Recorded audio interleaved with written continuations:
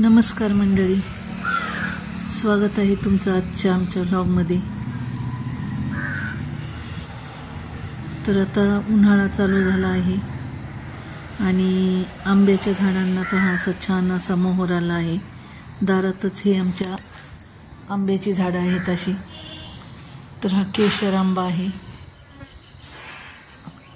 अगदी 4-5 वर्षापूर्वीच लावलेलं झाड आहे हे, पण अगदी मोहराने गच्च भरून जातं। आणि इकडे आहे देशी गुलाब आणि पलीकडे जरा बागेची छाटणी केल्यामुळे कसं जरा ओसाड वाटतं आहे। आणि आता ही उन्हाळी फुलं यायला पण आता सुरुवात झालेली आहे। ही आहे विलायची पण छान फुटली आहे, आता फुटवा केला आहे छान त्याने।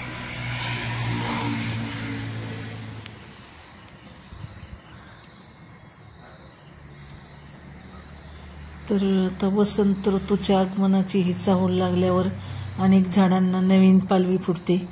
तर जुनी पालवी आता अशी सुकून गळून पडेल आता ही, आणि नवीन पालवी यायला सुरुवात होईल। आणि उन्हाळ्यातले स्पेशल म्हणजे हे मोगरा, तर मोगऱ्यालाही आता फुलं यायला हळूहळू सुरुवात झालेली आहे। ही मोगऱ्याची पण 1-2 झाडं आहेत माझ्याकडे। अतिशय सुगंधी असा हा मदनदान मोगरा आहे। इकडे जास्वंदीचं झाड आहे एक।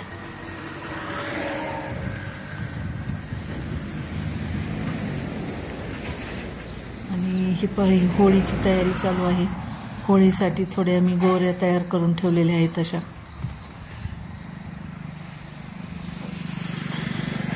वीरू पण मस्त असा उन्हात उभा आहे। आणि ह्या फुलझाडांना थोडी सावली मिळावी, कारण फुलझाडं लगेच सुकतात उन्हाळ्यात, तर त्यांना सावली मिळावी म्हणून असा टेंट लावला आहे।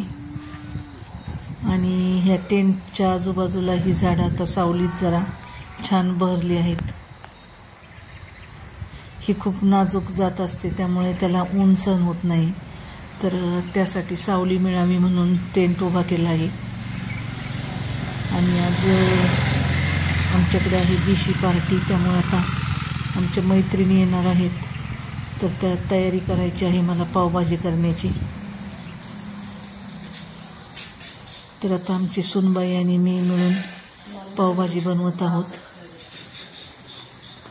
तर शॉपवरून यायला आम्हाला थोडासा उशीरच झाला तसा, त्यामुळे आम्ही फूड प्रोसेसरवरच भाज्या कट करून घेत आहोत अशा, कारण 25 लोकांच्यासाठी आम्हाला ही पावभाजी बनवायची आहे। तर 1-1 किलो प्रमाणात मी सगळ्या भाज्या घेतलेल्या आहेत। कांदे 1 किलो, टोमॅटो 1 किलो, 1 किलो हिरवा मटार, फ्लावर 1 किलो, बटाटे 1 किलो। तर आता ह्या सगळ्या भाज्या, बटाटे उकडून घेणार आहे आणि ह्या सगळ्या भाज्या चिरून घेत आहे प्रोसेसरवर। आणि पावभाजीमध्ये बीट आणि गाजर जर घातले तर पावभाजीला खूप सुंदर असा रंग येतो, त्यामुळं थोडेसे गाजर आणि बीट साधारण अर्धा किलो प्रमाणात मी घेतलेले आहेत प्रोसेसरवर बारीक करून। तर आता प्रत्येकाची पद्धत वेगळी असते पावभाजी करण्याची, पण मी काय करते, कुकरमध्ये त्या भाज्या अशा बटरवर आता ह्या परतून घेत आहे आधी। 2 कुकर लावावे लागतील, कारण बऱ्याच प्रमाणात आहे भाजी। तर आता अमूल बटरचं 1 पॅकेट टाकलं कुकरमध्ये, आणि त्यात आता हा कांदा जरा मऊ होईपर्यंत, रंग बदलेपर्यंत परतून घेणार आहे।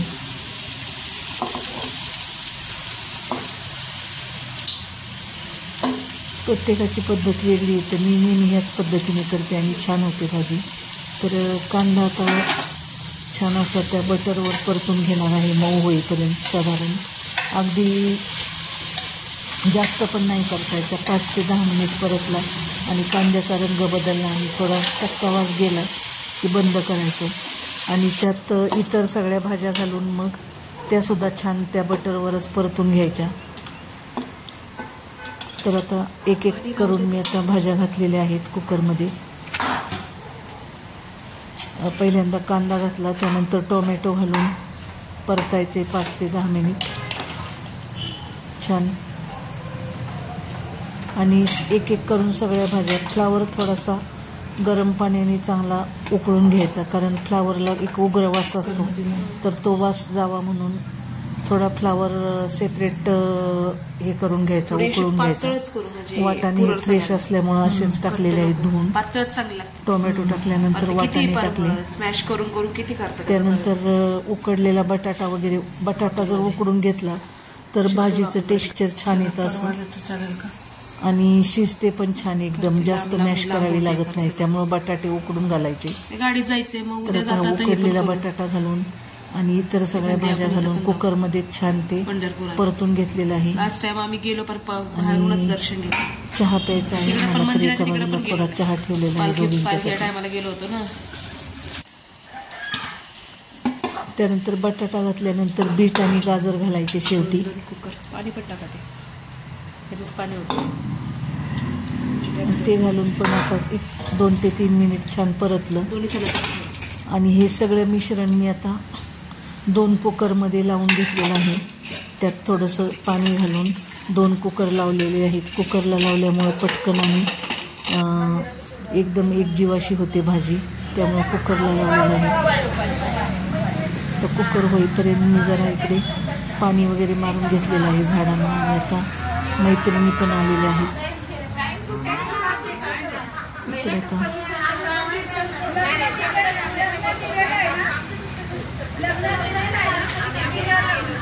संध्याकाळची वेळ असल्यामुळे छान असा सडा टाकलेला आहे पाण्याचा. आणि बागेला पण थोडंसं पाणी दिलेलं आहे.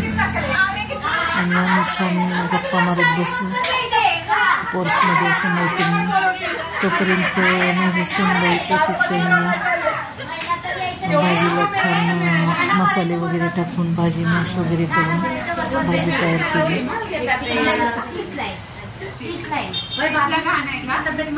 त्यानंतर या भाज्या छान शिजल्या की मग काय करायचं, त्या एका परातीत किंवा पातेल्यात घेऊन ते चांगले एकजीव करायचे, घोटून घ्यायच्या चांगल्या भाज्या अशा बारीक करून. आणि एका कढईत मग आलं लसूण पेस्ट, अमूल बटर, पावभाजी मसाला, लाल तिखट आणि थोडासा आपला घरगुती मसाला असं घालून भाजी छान परतून घेतली. आणि आता सगळ्यांनी ही नाश्त्याची तयारी केलेली आहे.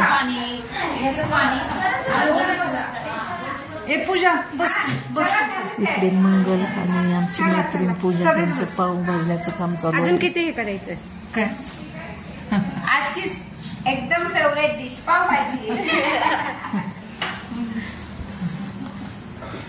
चला बस तू. चला चला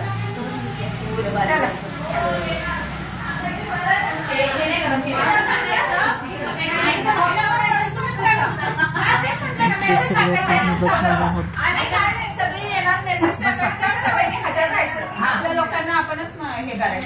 खूपच छान अशी चव झाली होती भाजीची आणि सगळ्यांना खूप आवडली भाजी. तर आमची जशी महिन्याला प्रत्येक याच्या डिश पार्टी असते, असे वेगवेगळे आयटम करत असतो. तर जिलेबी मी स्वीट डिश म्हणून जिलेबी मी विकतच आणली होती.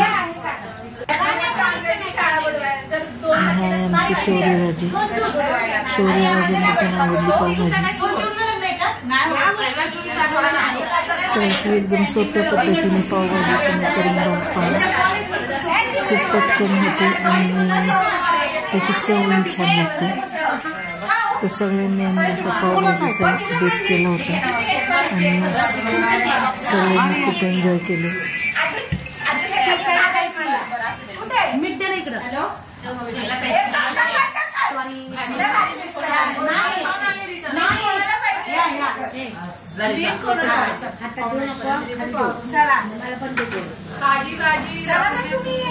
तर आता सगळ्यांनी आम्ही नंतर फोटो सेशन केलं. तर आजचा हा व्लॉग कसा वाटला ते नक्की सांगा. धन्यवाद.